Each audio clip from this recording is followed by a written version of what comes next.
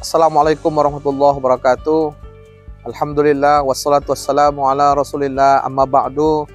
Qala Allah Ta'ala fil Qur'anil Karim, a'udzubillahi minasyaitonir rajim. Bismillahirrahmanirrahim.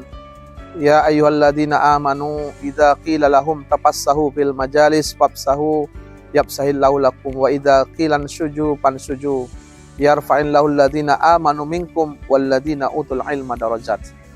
Kita tentu mari bersyukur kepada Allah dan bersalawat kepada Rasulullah. Allahumma salli wa sallim wa barik alaih. Saudaraku semua, kita hari ini alhamdulillah mendapatkan izin berdirinya Fakultas Agama Islam dengan nomor 543 tahun 2022 dari Kementerian Agama. Alhamdulillah, Fakultas Agama Islam mulai resmi menerima mahasiswa baru. Adapun visi misi kita dalam Fakultas Agama Islam adalah bagaimana mewujudkan sarjana muslim yang islami, profesional, inovatif, mandiri, dan berkepribadian, yaitu mahasiswa yang akan memiliki daya saing di tingkat lokal pada tahun 2025, lokal, nasional, dan regional. Insya Allah ke depan pada tahun 2030 kita akan memiliki daya saing pada tingkat internasional. Insya Allah FAI UMA ini hadir menjadi FAI yang begitu indah, begitu inovatif, menjadi Fakultas Agama Islam pilihan kita semua. Kami menunggu semua adik-adik, orang tua yang menggelar anaknya. Ayo kita bergabung di Fakultas Agama Islam Universitas Medan Area, kampus sehat bestari, kampus yang dia profesional, mandiri, dan berkepribadian. Insya Allah barokah. Terima kasih. Assalamualaikum warahmatullahi wabarakatuh.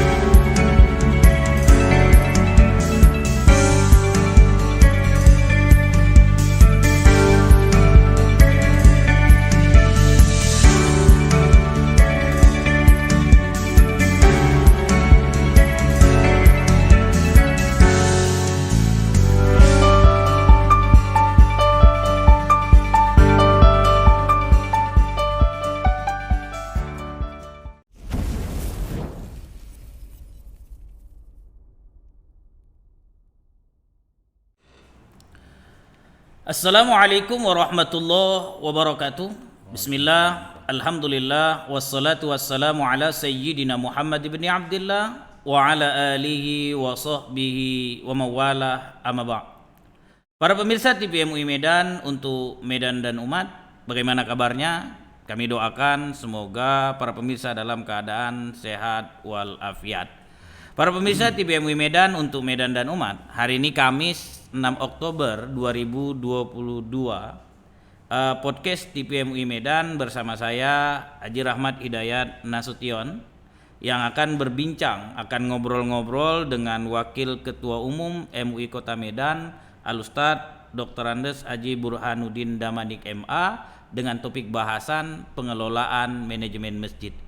Sebelum kita ngobrol, kita sapa dulu Al-Ustadz Dr. Andes Haji Burhanuddin Damanik MA. Assalamualaikum Ustadz. Waalaikumsalam. Iya, bagaimana kabarnya nih Ustadz? Alhamdulillah. Sehat. Iya, alhamdulillah. Cerah bajunya Ustadz ya. Alhamdulillah. Baik, para pemirsa, beberapa belakangan saat ini ya sering terdengar konflik dalam yang terjadi di masjid, ya maksud saya terkait dengan BKM masjid, hingga terkadang kita menemukan kasus-kasus yang harus diselesaikan di kantor urusan agama atau bahkan ada di pengadilan. Nah, sekarang kita tanya ini kepada Al-Ustadz Wakil Ketua Umum MUI Kota Medan, Ustadz Burhan. Kira-kira itu persoalannya apa ya, Ustadz? Terima kasih. Assalamualaikum warahmatullahi wabarakatuh. Waalaikumsalam warahmatullahi wabarakatuh. Para pemirsa podcast TV Majelis Ulama Indonesia Kota Medan yang berbahagia, berkenaan dengan banyaknya saat ini perbedaan paham, pendapat dan pandangan bagi BKM, masjid, musola di Kota Medan ini. Sungguh memang cukup membuat resah bagi kita umat Islam, karena masjid yang merupakan rumah Allah, tempat umat Islam beribadah, tempat yang kita kenal dengan ketenangan, menenangkan jiwa kita. Kita bisa hening ketika berada di dalam masjid, nyaman dan mendapatkan sesuatu sepertinya kita sudah sangat dekat dengan Allah Subhanahu wa taala. Itulah dia masjid. Bahkan jika kita lebih besar memaknakan masjid ini adalah Masjidil Haram, maka umat Islam rela mengeluarkan banyak dana untuk berkunjung ke Masjidil Haram, tentunya untuk menenteramkan dan untuk menenangkan jiwanya. Demikian pula dengan masjid yang ada khususnya di Kota Medan. Pastilah tempat itu adalah merupakan tempat yang siogianya nyaman bagi jamaah, tenang. Tapi ternyata sungguh pun tak banyak. Namun tidak kita perkirakan terjadi hal yang seperti itu bagi pengelolaan masjid. Sehingga walaupun jumlahnya sedikit jika dibandingkan sebanyak 1.180 masjid di Kota Medan dan 600 musola, rasanya jumlah yang sedikit itu sangat mengganggu bagi kita. Memang belum pernah kita lakukan penelitian jika ditanya kenapa terjadi hal yang seperti itu. Namun insya Allah barangkali dalam waktu dekat ini kita akan mengadakan FGD berkenaan dengan kewenangan Kepala Kantor Urusan Agama Kecamatan untuk mengeluarkan SK BKM yang ada di lingkungan umat Islam. Oleh karenanya, dulu sebenarnya orang mengurus masjid ini tak terlalu berminat. Terkadang dihunjuk pun ngelak dia. Diangkat sudah menang dalam pemilihan, malah ketika diumumkan dia komplain, mohon maaf saya nggak bisa, saya udah tua, saya nggak sanggup, akhirnya mengundurkan diri. Tapi berbeda dengan fenomena yang ada saat ini. Belakangan ini kan banyak fenomena nih. Ada fenomena Citayam, fenomena media. Ini barangkali fenomena juga ini bagi masjid kita. Ternyata untuk menjadi najr masjid itu, ketua BKM itu malah menjadi rebutan saat ini. Dulu yang kita tahu, kita dengar barangkali yang diperebutkan itu untuk menjadi ketua DPRD misalnya, itu berebut lah itu. Mau jadi kepala kampung, itu perebut mungkin ya. Mau jadi ketua organisasi gitu. Ini malah jadi ketua BKM di masjid yang mengurusin umat, mengurusin dari semua persoalan masjid itu, penetapan siapa ustadz yang ceramah, sampai kepada engsel pintu kamar mandi yang lepas menjadi urusan BKM ini. Kok malah banyak di antara umat kita yang berminat untuk itu, bahkan dilakukan dengan cara-cara yang tak biasa. Ada pakai kampanye, pakai kelompok, seolah jabatan seksi ya. Ada tim pemenangan gitu ya, tim sukses gitu. Saya memandangnya dalam hal yang positif saja, bahwa agaknya bahwa iman umat Islam ini sudah sangat-sangat baik. Bahkan mencari, ingin berbuat melalui masjid, mungkin seperti itu. Dia ingin membaktikan, mendharma baktikan dirinya itu untuk mengurus masjid.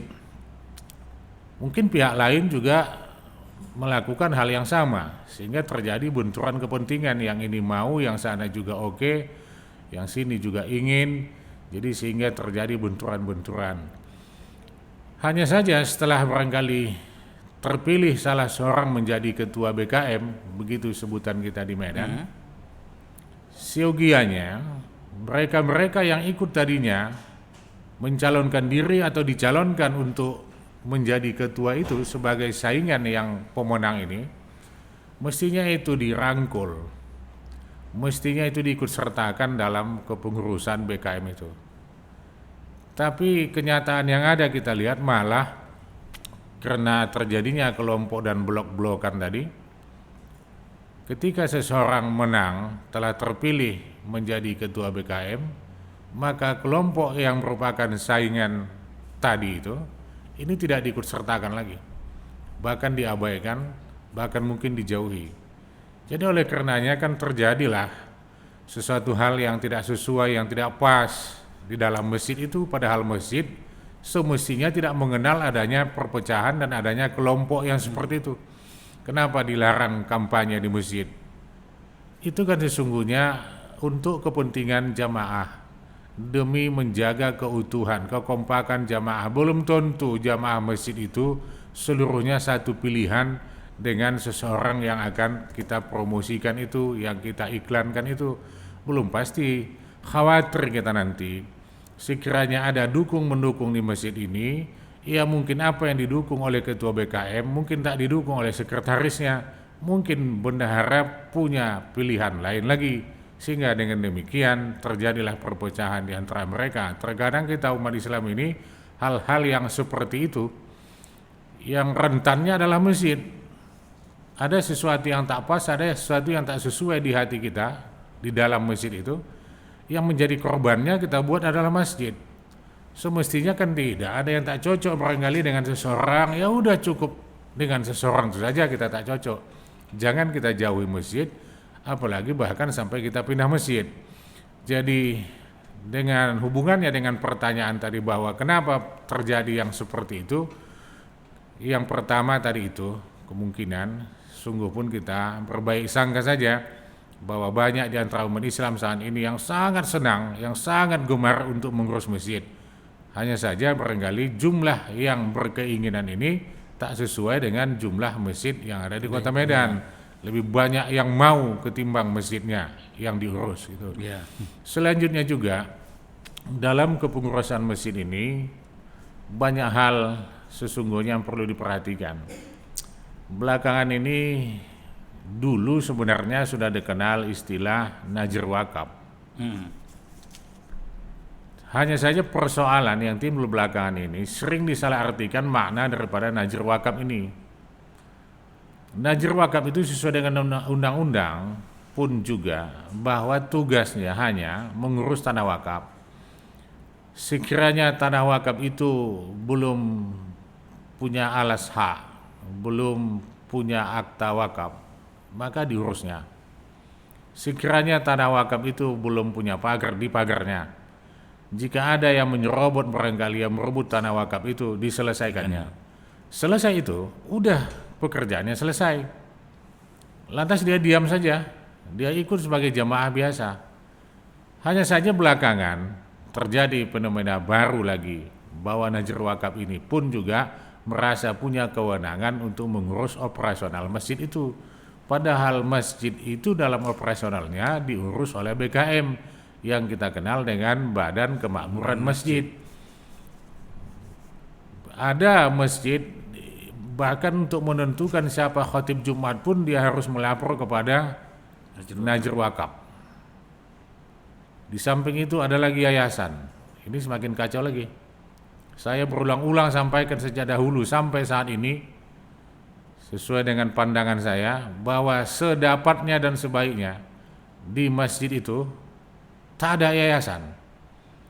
Sedapatnya dan sebaiknya, kalaupun di sana ada yayasan, maka masjid itu dikeluarkan agar tidak merupakan bagian daripada harta kekayaan yang diurus oleh yayasan. Jangan merupakan aset. Sebab akan berbahaya. Yayasan ini kan dilindungi oleh undang-undang. Contohnya, ini kan terjadi juga di Kota Medan, bahwa yayasan menetapkan dan mengangkat BKM, di-SK-kan. Kemudian pemerintah pun juga punya kewenangan sesuai dengan yang dipahamkan oleh Kementerian Agama dan banyak pejabat-pejabat Kementerian Agama yang mengurusin tentang masjid ini, menjadikan bahwa Peraturan Menteri Agama nomor 54 tahun 2006 itu sebagai landasan kewenangan Kepala Kantor Urusan Agama untuk meng-SK-kan BKM masjid. Lantas pemerintah mengurus, yayasan mengurus juga. Ini di sini terjadi terkadang tarik-menarik kepentingan yang semestinya cukuplah BKM itu ditetapkan oleh pemerintah, yaitu Kepala Kantor Urusan Agama Kecamatan, atas pilihan jamaah. Setelah dipilih oleh jamaah, maka direkomendasikanlah oleh Kepala Kelurahan untuk diteruskan kepada Kepala Kantor Urusan Agama Kecamatan, selanjutnya di-SK-kan. Jadi tak ada lagi SK yayasan. Nah, tapi karena memang seperti yang saya sampaikan tadi bahwa yayasan pun juga punya aturan dan punya undang-undang yang mengaturnya, maka dia punya kewenangan untuk itu. Tak tahu kita juga kalau dia salah dalam melakukan hal yang demikian. Jadi oleh karenanya sangat penting sebenarnya, udah sangat mendesak untuk hal-hal yang semacam ini perlu kita selesaikan. Semua pihak yang berkepentingan, semua pihak yang mengurus urusan masjid ini duduk bersamalah kita untuk menentukan bagaimana sebenarnya sistem pengelolaan masjid itu kita lakukan di masjid-masjid yang ada di lingkungan. Masih banyak kesalahpahaman di antara kita umat Islam tentang memahami makna daripada BKM itu. BKM ini aja, Pak Rahmat, ada kepanjangannya Badan Kesejahteraan Masjid, Badan Kenaziran Masjid, Badan Kemakmuran Masjid. Entah mana yang benarnya. Singkatannya Ustaz, ya. Iya. Selanjutnya kita berharap kepada Kementerian Agama lah untuk mensosialisasikan itu supaya benar-benarlah urusan masjid ini. Masjid ini sesungguhnya ini kan bakti masyarakat ini kepada pemerintah. Hanya 0, sekian persen barangkali. Katakanlah hanya kurang lebih 1% saja masjid yang dibangun oleh pemerintah. Dulu kalaupun kita katakanlah Masjid Muslim Pancasila itu pemerintah, tapi kan juga itu dana yayasan gitu ya.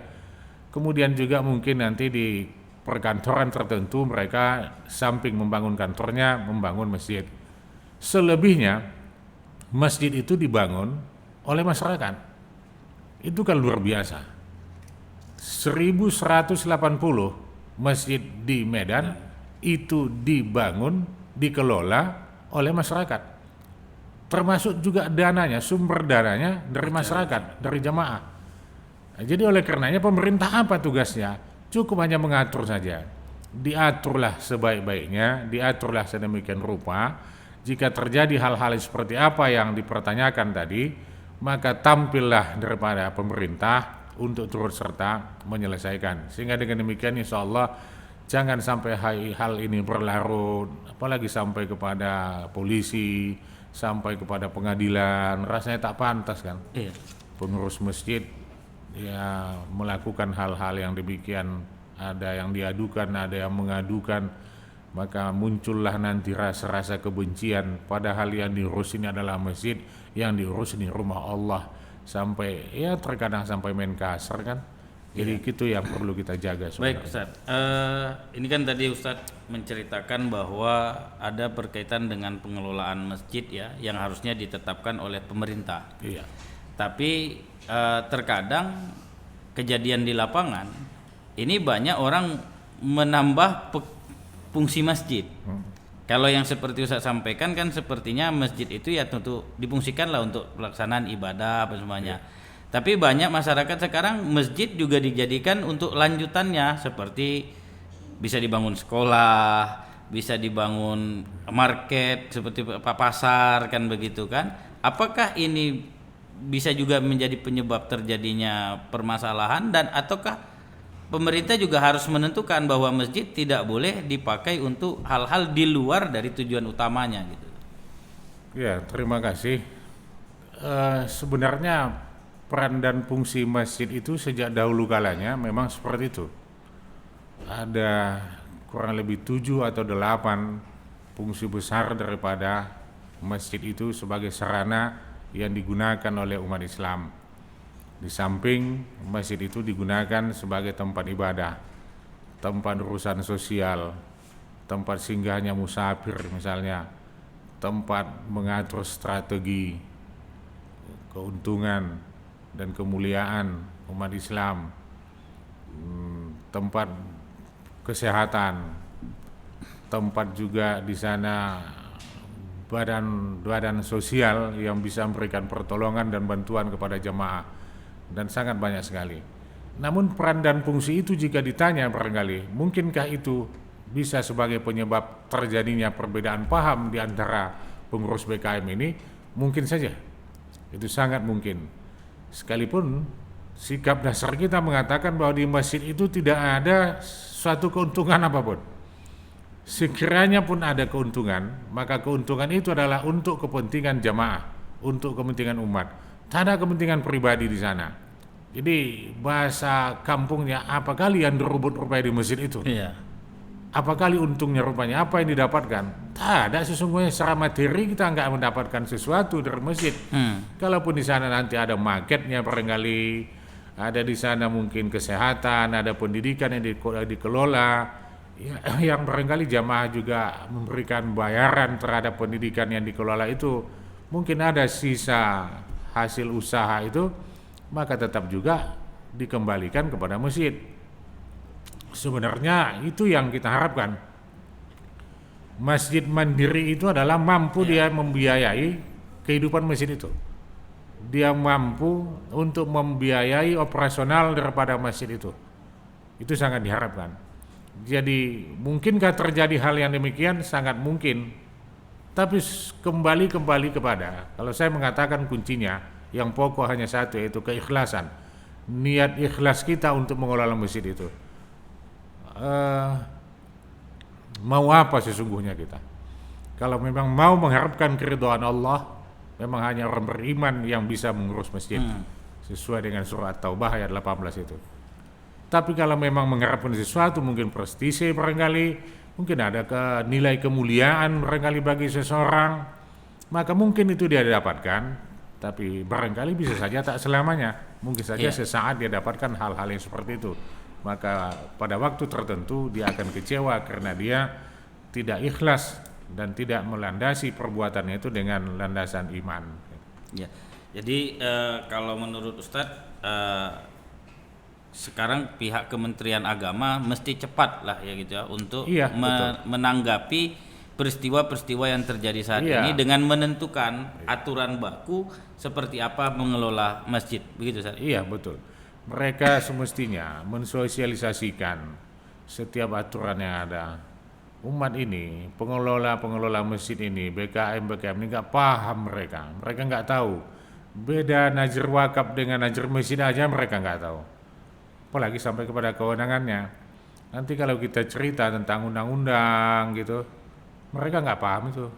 Jadi oleh karenanya ada yang betul-betul sesuai dengan tugas pokok dan fungsinya untuk melakukan sosialisasi terhadap hal yang begitu. Sudah lama sebenarnya ini terjadi. Maaf katanya Kementerian Agama mengeluarkan aturan, tapi aturan itu tidak langsung diinformasikan agar dipahami dengan baik oleh masyarakat, utamanya BKM ini. Jadi hanya dilepaskan saja. Ada aturan tentang penyiaran dakwah, ada aturan tentang radio, ada aturan macam-macam sesungguhnya berkenaan dengan masjid. Terusan kita akan dihebohkan dengan penggunaan speaker itu. Ini kan aturannya sudah lama sebenarnya. tapi tidak diketahui oleh masyarakat, sehingga begitu muncul ya terasa asing, terasa janggal, sehingga kebanyakan daripada kita umat Islam merasa wah ini berbahaya, ini merugikan umat Islam. Padahal tidak demikian. Kalau saja barangkali pihak-pihak yang berkepentingan, yang berkompeten dalam hal ini Kementerian Agama, pemerintah kota juga, termasuk kita juga dari Majelis Ulama Indonesia Kota Medan, kita siap untuk membantu, kita siap untuk bersinergi, untuk mendampingi setiap kali barangkali dibutuhkan hal-hal yang seperti itu untuk mensosialisasikan, bahkan tanpa diminta pun kita sudah melakukannya. Insya Allah dalam waktu dekat ini juga kita akan melakukan penilaian masjid mandiri. Sebelumnya kita akan sosialisasikan tentang bagaimana sesungguhnya masjid mandiri itu. Ada 17 kriteria yang ditetapkan. Apa yang 17 kriteria itu? Apa yang dimaksud dengan anggaran dasar dan anggaran rumah tangga daripada masjid itu? Apa yang dimaksud dengan masjid punya usaha dan masjid harus punya bisnis? Dan apa yang dimaksud dengan masjid punya sarana pendidikan dan juga sarana kesehatan dan sebagainya? Itu insya Allah kita sudah akan lakukan nanti dalam waktu dekat ini. Di samping sebelumnya kita akan sosialisasikan apa-apa yang merupakan upaya untuk mewujudkan masjid mandiri seperti apa yang telah dicanangkan oleh Bapak Wali Kota Medan. Iya. Baik Ustaz, sebenarnya masih ada yang ingin kita diskusikan Ustaz, namun waktu ternyata tidak begitu panjang yang kita bisa untuk berdiskusi. Tapi intinya kita sama sepakat bahwa ini perlu ditindaklanjuti lebih cepat, dan betul. Kemudian persoalan ini hanya boleh dibilang adanya kurang pemahaman terhadap BKM terhadap dalam hal mengelola masjid dengan sebaik-baiknya. Baik Ustaz, terima kasih Ustaz atas kehadirannya ke TV MUI Kota Medan. Mudah-mudahan tayangan kita di podcast ini lalu kemudian nanti kita share juga ke BKM dan mudah-mudahan memberikan manfaat atau bisa dilihat oleh Kemenak lalu kemudian bisa direspon menjadi lebih baik.